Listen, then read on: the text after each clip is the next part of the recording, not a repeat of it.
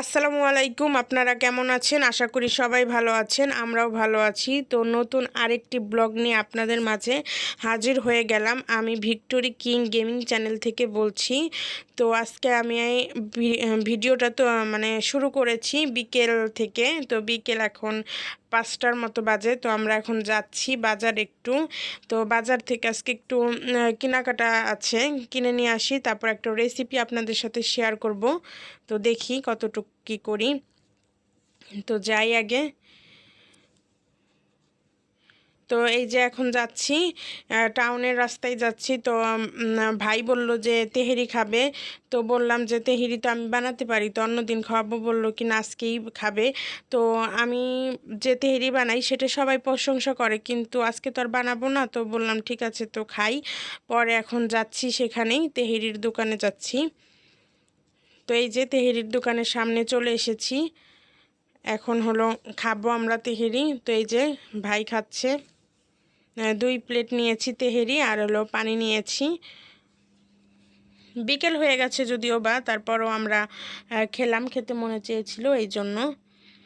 তো খাওয়া শেষ হয়ে গেলে তারপর বাজারের দিকে যাব। তো এই যে এখন রিকশায় উঠে পড়েছি। রিকশায় উঠে বললাম যে যাব আমাদের মানিকগঞ্জের এই যে বাজারটার নাম দুধ বাজার বলে। তো এখন সেখানেই যাচ্ছি। বাজারে যাওয়ার পরে মুরগি কিনবো আর কিছু চিকেন কাঠি বানাবো, তো সেটার জন্য যা যা লাগবে তাই। তো এখন এই যে মাংস নিয়ে চলে এসেছি।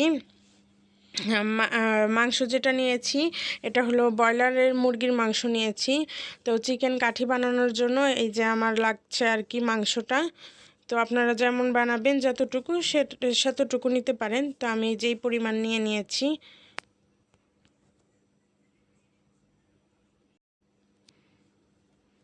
তো এই যে এখন মাংসে আমি লবণ দিচ্ছি, আর এখন হলো মরিচ দিয়ে নিচ্ছি। মরিচটা আর কি আপনাদের পছন্দ মতো আপনারা দিয়ে নিতে পারেন, যে যতটুকু পছন্দ করেন। তো আমি ভাই বললো যে একটু কম দিতে, তারপর আমার ইচ্ছা মতো আমি দিয়েছি। ঝাল একটু না হলে তো ব্রয়লারের মাংস ভালো লাগবে না, তাই জন্য।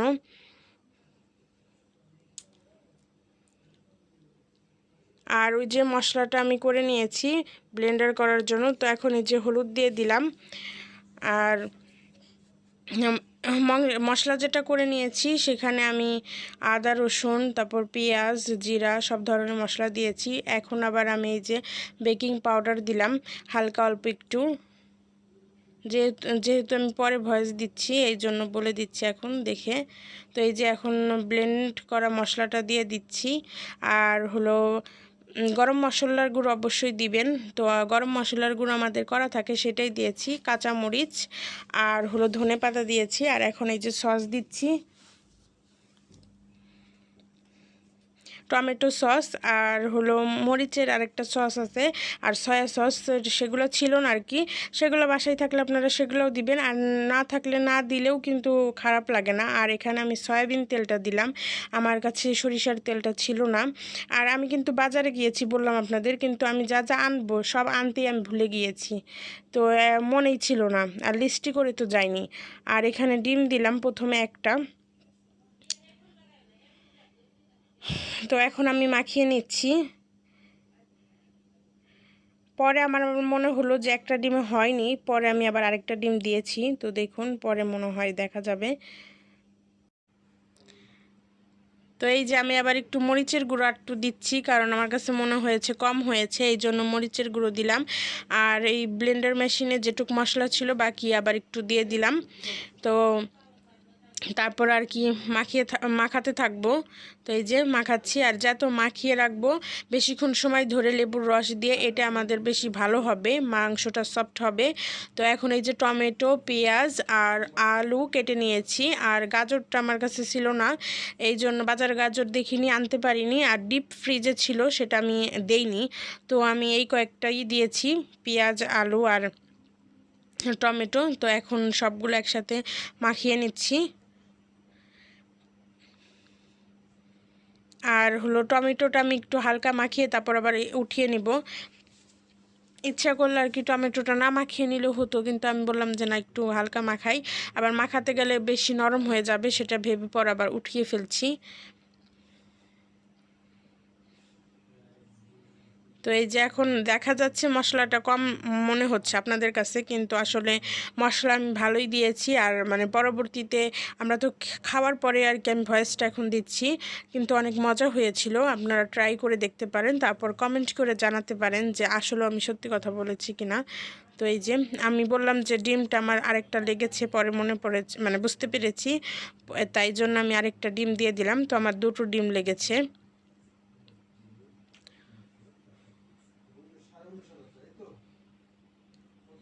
তো এই যে এখন আমি সব কিছু দিয়ে একদম ভালোভাবে মিশিয়ে নিচ্ছি।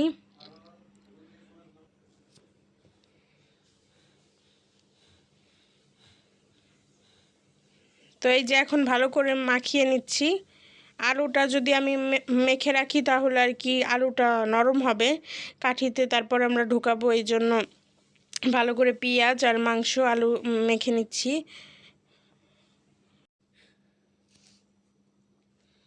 তো এই যে এখন ময়দাটা দিয়ে দিলাম, এখানে ময়দা দিয়েছি, আর ওই যে হলুদ দিচ্ছি, হলুদ মরিচ, আর আমি হলো কালো জিরা দিয়েছি, আর একটু জিরা দিয়েছি। তো সেটা তো দেখাইনি, আমি এমনি দিয়ে দিয়েছিলাম, সেই জন্য দেখানো হয়নি।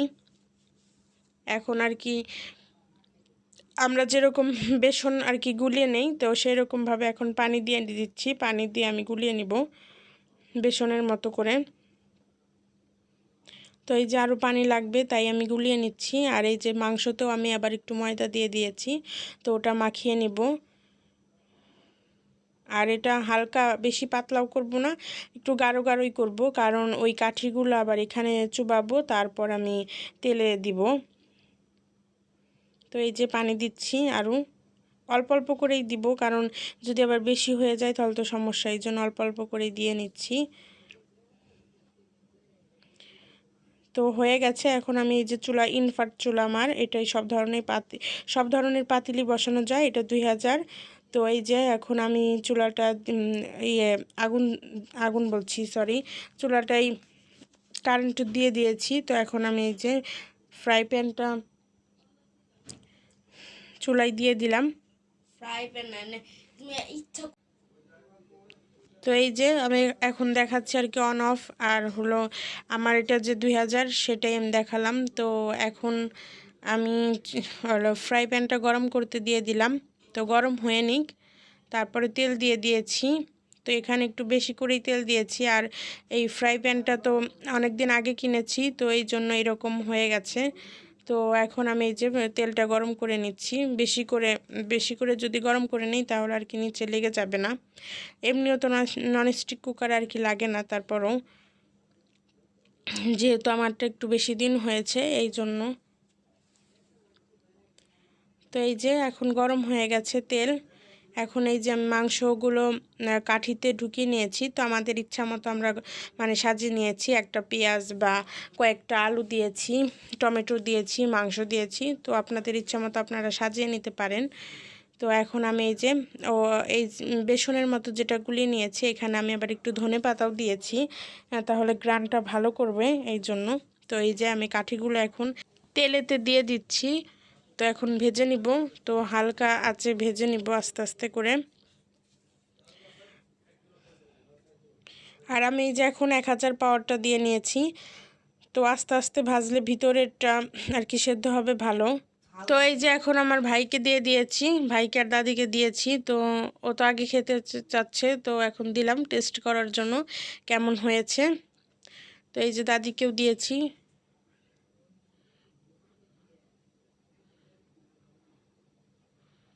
তো এই যে এখন খাচ্ছে, তো ওই বলুক আর কি ওর কাছে কেমন লেগেছে।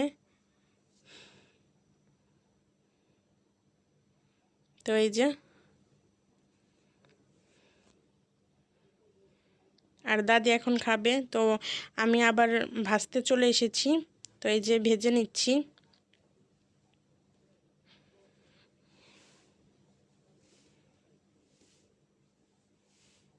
তো এই যে এখন একটু নেড়ে নিচ্ছি। তো এই যে এখন আমি বাটিতে উঠিয়ে নিচ্ছি, কারণ আব্বু তো বাসায় নেই, তাই জন্য তাহলে আর কি গরম থাকবে একটু, এই জন্য। তারপর আমি ওভেনে আবার ঢুকিয়ে রাখবো নাহলে তো ঠান্ডা হয়ে যাবে। তো আজকে আর ভিডিওটা বড় করব না, এখানে শেষ করে দিব। তো আপনারা লাইক করবেন, তারপরে হলো সাবস্ক্রাইব করে পাশে থাকা বেল আইকনটি বাজিয়ে দিবেন, কমেন্ট করে অবশ্যই জানাবেন। তো আজকের মতো এখানেই শেষ করে নিচ্ছি। আল্লাহ হাফেজ, আসসালামু আলাইকুম।